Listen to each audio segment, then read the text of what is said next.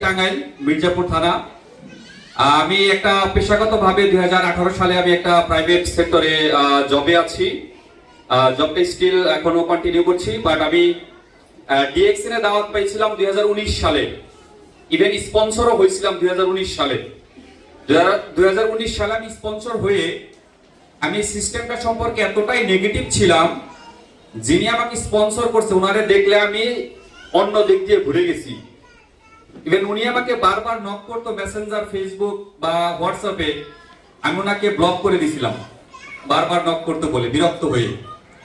তো একটু আগে যিনি আমাদের চিফ গেস্ট আজকে রেনুল আফসার স্যার, যে একটা বড় লিডারের নাম বলছে, উসমান গনি আরমান স্যার 60 লাখ টাকা দিয়ে গাড়ি কিনছে, আপনারা শুনছেন নিশ্চয়ই।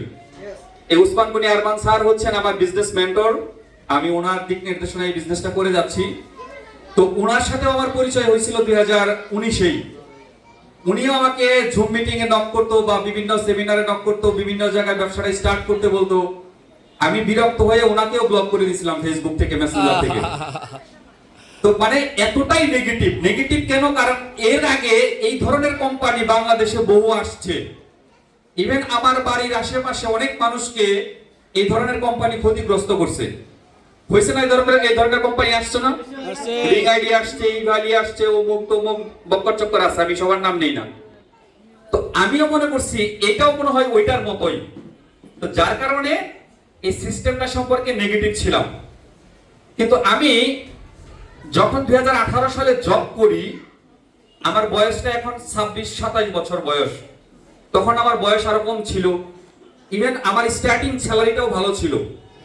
আমার ফ্যামিলিতে খুব বেশি একটা কন্ট্রিবিউশন করতে হইতো না আমার স্যালারি টাকা দিয়ে। নিজের টাকায় একটা বাইক কিনলাম চাকরি টাকা দিয়ে, বন্ধু বান্ধব নিয়ে ঘুরি। আর মানে আমার আটকাইকে ফিউচার নিয়ে কোনো চিন্তা ভাবনা ছিল না। তো এইভাবে জবটা করতেছিলাম আর আমাকে বারবার ডিএক্সএন এ নক করা হচ্ছিল। তো আমি একটা সময় জব করতে করতে 2024 সালের সেপ্টেম্বরের দিকে হঠাৎ করে অসুস্থ হয়ে যাই। ইভেন এমন অসুস্থ হই যে আমি আর জবটা কন্টিনিউ করতে পারতেছিলাম না। আমাকে কুমুদিনী হসপিটালে ভর্তি থাকতে হয়েছে। আমি আমার লাইফের রিয়েল স্টোরি বলছি, রিয়েল স্টোরি। আপনারা যারা ডিএক্সএন এর নাম শুনলেন নাক শীতকান, বা যারা আমার থেকে বড় নেগেটিভ ডিএক্সএন এ কেউ ছিল না। 6 বছর নেগেটিভ ছিলাম, 6 বছর। তো তারপরে যখন আমি 2024 সালে হঠাৎ করে অসুস্থ হইলাম, আমাকে কুমুদিনী হসপিটালে ভর্তি করা হইলো। আমার প্রবলেমটা ছিল, আমার ব্যাক পেইন ছিল, কোমরে ব্যথা করতো। এই ব্যথার কারণে আমি মাঝে মাঝে সেন্সলেস হয়ে যেতাম। তো আমাকে 9 দিন কুমুদিনী হসপিটালে ভর্তি থাকতে হয়েছে। ইভেন আমার ডক্টর বলছিল যে আমার ব্যথাটা কোমর থেকে পায়ের নিচের দিকে নেমে আসতো, এই বাম পায়ে। ইভেন আমি হাঁটতে পারতাম না, বসতে পারতাম না। আর এই পাটা আমার অবশ হয়ে যাচ্ছিল। এই পায়ে আমার অনুভূতি ছিল না। ইভেন ডাক্তার বলতেছিল যে আমি আর কখনো স্বাভাবিক লাইফে আসতে পারবো কিনা বা সুস্থভাবে হাঁটতে পারবো কিনা কোনো নিশ্চয়তা নাই। আচ্ছা চিন্তা করেন, আমি এখনো আনম্যারিড, 25-26 বছর বয়স। এই বয়সে একটা ছেলেকে ডক্টর বলতেছে যে আপনি জীবনে স্বাভাবিক হতে পারবেন কিনা সন্দেহ আছে। বুঝেন আপনি একটা মানুষ ওই সময় কি স্ট্রেসের মধ্যে থাকতে পারে, তার কি মেন্টালিটির মধ্যে থাকতে পারে। তো ওই সময় আমি খুবই ভেঙে পড়ি। ডক্টর আমাকে 9 দিন পরে রিলিজ দেয় কুমুদিনী থেকে। ইভেন 2 মাসের বেড রেস্ট দেয়। তো 2 মাস যখন আমি বেড রেস্টে থাকি, তখন আমি যে কোম্পানিতে জব করতেছিলাম ওই কোম্পানি কিন্তু আমাকে স্যালারি দেয় নাই। 2 মাসের কোনো স্যালারি দিছে না, স্যালারি দেয় নাই।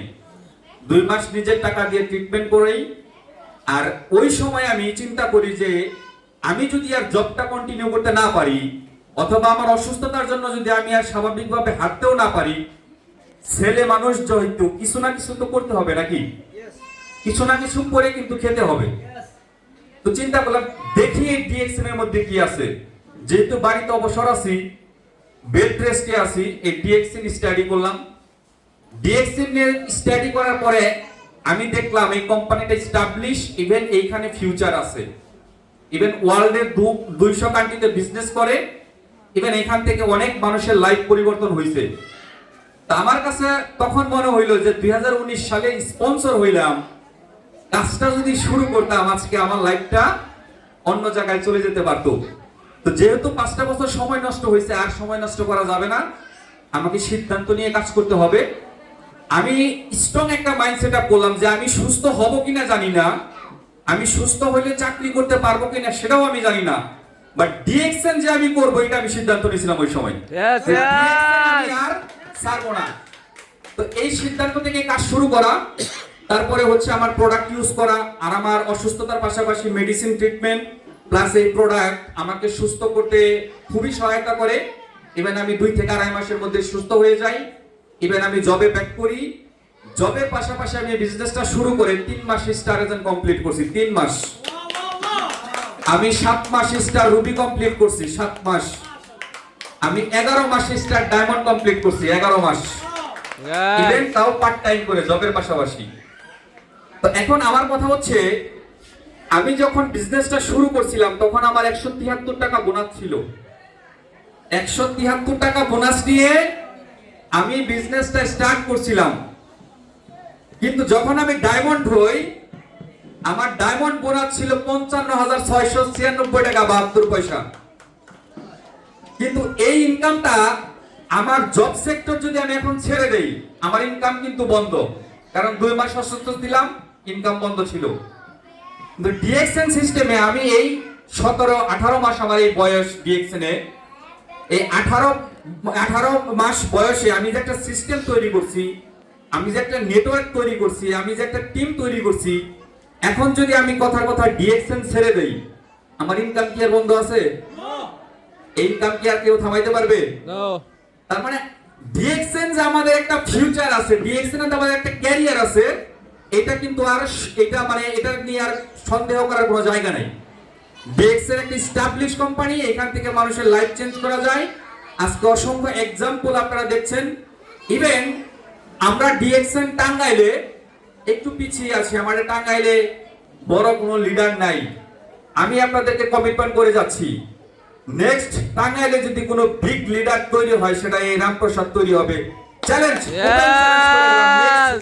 কোনো বড় লিডার যদি তৈরি হয় এই রামপ্রসাদ তৈরি হবে। আমার সাথে কমিটমেন্ট করছি, আপনি নিজের সাথে কমিটমেন্ট করেন যে আপনি কোথায় যাবেন। আমি কোথায় যাব এটা কিন্তু আমি স্পষ্ট দেখতে পাচ্ছি, আমার রাস্তা ক্লিয়ার। তো একটা কথা আছে, আমার মেন্টর একটা কথা বলে যে ব্যক্তি জানে যে সে কোথায় যাবে সারা দুনিয়া তাকে পথ ছেড়ে দেয়, মানে তাকে আটকানো আর কোনো রাস্তা নেই। তো আপনি যদি আপনার গন্তব্য ঠিক করতে পারেন, আপনি কোথায় যাবেন এই জায়গা যদি ঠিক করতে পারেন, তাহলে আপনাকে আটকিয়ে রাখার জন্য এই দুনিয়া তার কেউ না, একমাত্র উপরওয়ালা ছাড়া।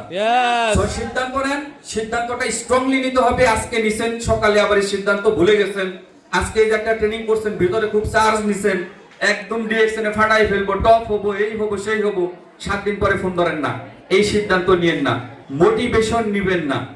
আপনার মোটিভেশন কিছুক্ষণ পরে শেষ হয়ে যাবে।